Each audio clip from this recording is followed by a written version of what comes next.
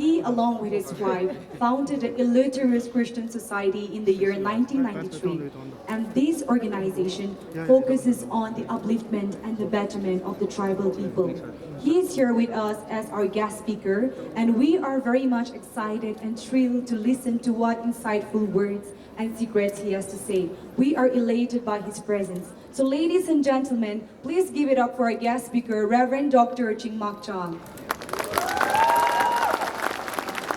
Good morning, friends. I hope you won't mind me wearing my glasses because I have some eye treatment going on. And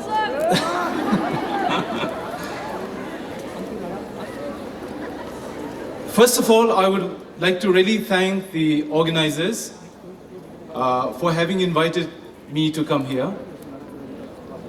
When these discussions were happening, the student representatives who came, they really inspired me and they made it sound that this was something very unique. And I gave it a thought. First week, the second week, and the third week, again, these young people got in touch with me. And then I finally decided there must be something about this place. And I would like to say that I really don't regret that I'm here with you this morning. I think the concept of this spring festival is so unique. And I really thank the organizers, especially St. Joseph's, for starting this festival where young people get to show their talents. And I think that's very unique in itself. When we look at our heritage, we see only the dances and the songs that we see here. But when we look at the tradition, the culture, the values which goes into, it's really amazing. So I would like to inspire all of you. Father George tells me that as I was walking up here, he said, Chingmak, you can take as many minutes or hours as you want. So I hope you won't mind if I take a little longer, right? Yeah. So there is a festival known as the Muatsa. Now all Nagas in our heritage, the spring festivals, the names are different, but the festivals are the same. So what happens in the spring festival across the Naga areas, whether it's in Burma or Manipur or Assam or Arunachal or anywhere, what happens in the spring festival is they would burn the field, sow the seeds, clean up the fields, and they build a small shelter. And after building the shelter, that's when the festival is being conducted in the villages. So for example, if you look at the Aus, you have the Muatsa. So the Muatsa, the name itself is literally translated as blessing. Muatsa, literally translated as blessing. And one of the many things they do during Muatsa is there would be a bonfire in the evening where the entire village would come together, and the elder, the priest would run around the fire, because there was the belief that the fire is the one which is going to burn away all the ill luck in the village. And that signified the fire which would burn away any problems that would come across. Among the Changs, there's another festival called Kandanglam. They would build the house, they would sow the seeds and build the house, and then the spring festival will be conducted. In fact, in one of my visits to one of the villages in one Sangtam village, it was amazing. You know, in this Sangtam village, the farmer burned the field, plowed the field, sowed the sows, the seeds were sown. And the very interesting thing among the Sangtam tribe is they would also build the kheti core, the house for the kheti, a small shelter to protect them from the rain. But they would also build another big structure. So I was a little taken aback by that, and I went to the farmer and I said, why is another structure built? And this farmer tells me that the small hut is for him to rest, and another big structure was made because that is where they're going to trash the paddy when the harvest is done. And I said, how do you know that there's going to be a harvest? He said, I pray and I have worked hard. And because I have sowed, the seeds are planted, I know it's going to be, the harvest is going to be big. And because the harvest is going to be big, I don't want to waste my labor again during winter when the harvest happens. And so I build this shelter in anticipation of the harvest that will happen. Young boys and girls, this is you. You are the spring in your lifetime. For people like me, we're into autumn.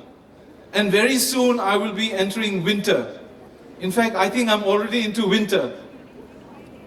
Whereas you are in your spring, the moment where at St. Joseph's, you ought to be planting those seeds. It's now or never. And this is the season where you have to prepare yourselves. You know, companies around the world, and this is an encouragement I want to also express to the teachers, the professors, the lecturers are also here. Companies around the world are beginning to realize that more than skills, it's the character that companies are beginning to look at. They're beginning to see that the employees whose characters are reliable, who don't double speak, who are honest, who can be counted upon, are the people who come to work first, are the people who leave last. They're always honest, they're always sincere. And so for you young people here, I think when you are at St. Joseph's, I think one of the things that you have to build up when you're here, more than the information that you're gathering here, is the character that you have to build. Because it's only in spring season that you can plant the seeds. It's only at St. Joseph's. And I just want to encourage all of you, as you are here over the next 4 to 5 years, or maybe over the next 5 to 6 years when you're here at St. Joseph's, you ought to build up your character. You know, I run a lot of hospitals, small government hospitals we adopt. And my doctor one day tells me a story that a patient walked in and then he was a very old man. And then the wife came in with the food, with the tiffin, and then came to see the husband. And my doctor is a young man, and my doctor saw that the wife had come, and the wife was very pretty and very young and very pretty. And so after the wife came and gave the tiffin and she left, my doctor goes to the old man and he says, Baba, moi gandu swali napai, apni kiniga iman bhal swali paiche. How did you get such a beautiful girl for your wife? I mean, I'm a doctor, I'm not getting, a companion whom I like, whom I can, date with. The old man answered my doctor. He said, young man, you're good looking, you're a doctor, so you have a lot of pride. I'm old and I'm ugly. So I try to talk to people through my life, through my character. I try to be honest. I try to be genuine. I try to be my true self. I don't double speak. People can rely on me. And it so happened that this girl saw me beyond my, looks and found that I was a credible person. And so looks are very important. And all of you are very good looking boys and girls.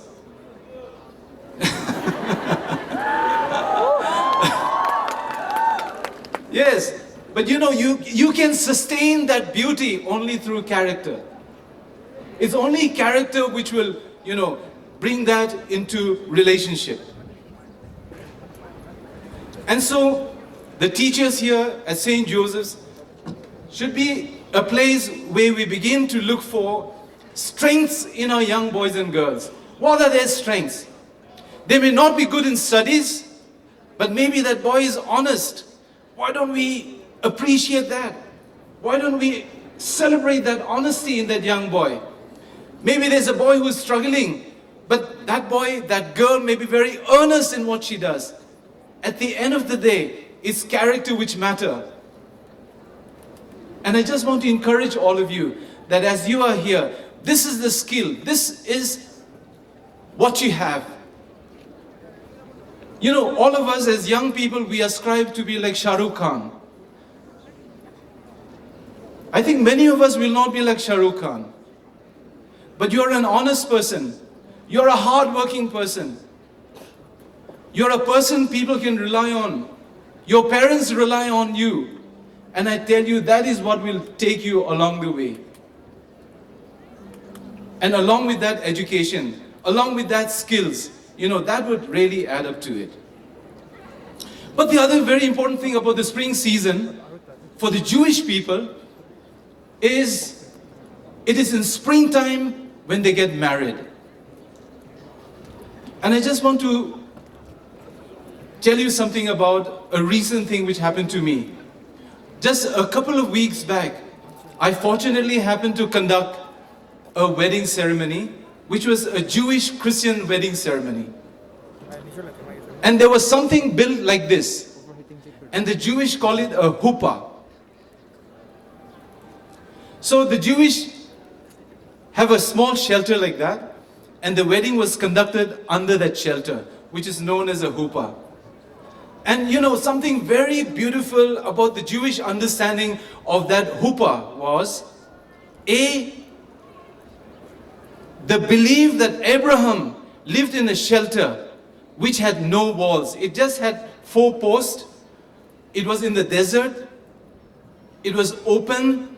It was transparent. He invited people to his homes. And in fact, even an angel came to that home one day. And so every wedding, the idea that the huppah, that the home should be a place which is open, which is transparent, something which your friends should be able to see through you. Your life should be transparent. Your life should be for sharing with others, for giving to others, for helping your friends, those around you. And that was the idea of the huppah, that there are no walls.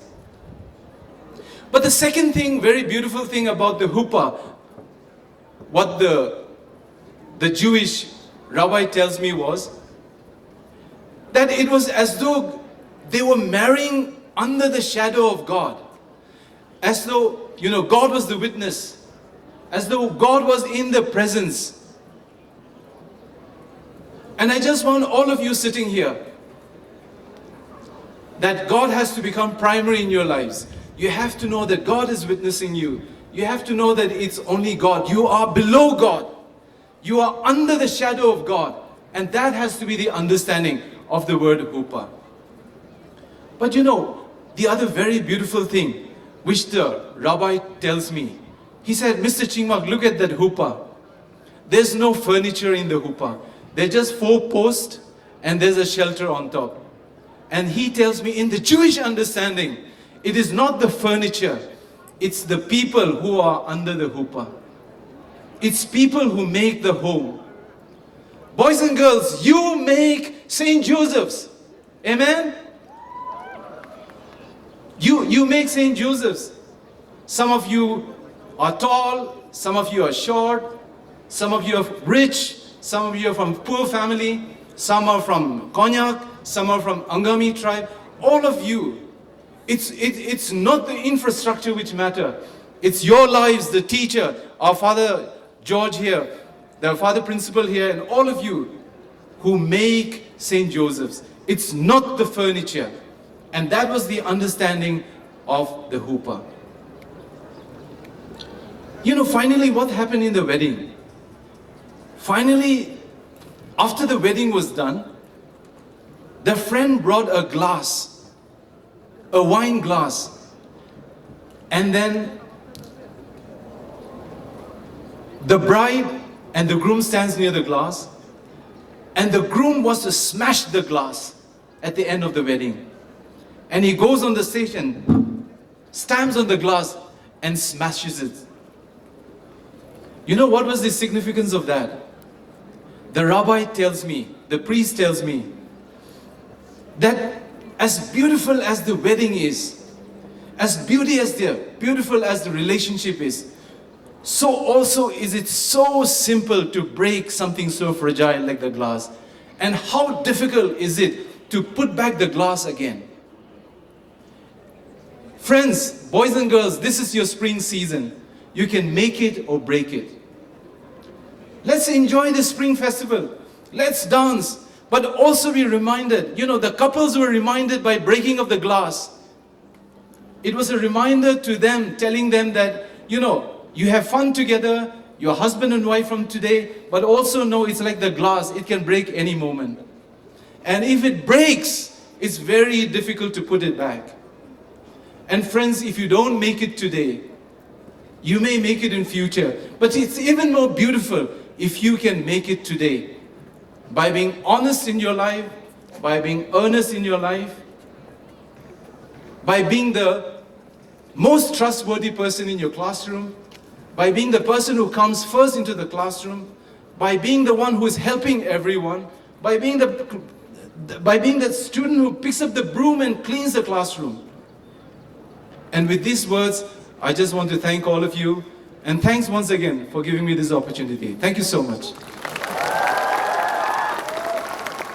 Thank you, Reverend Dr. Chingmak Chang, for your valuable and insightful words. We are indeed blessed and happy to have you here in our midst.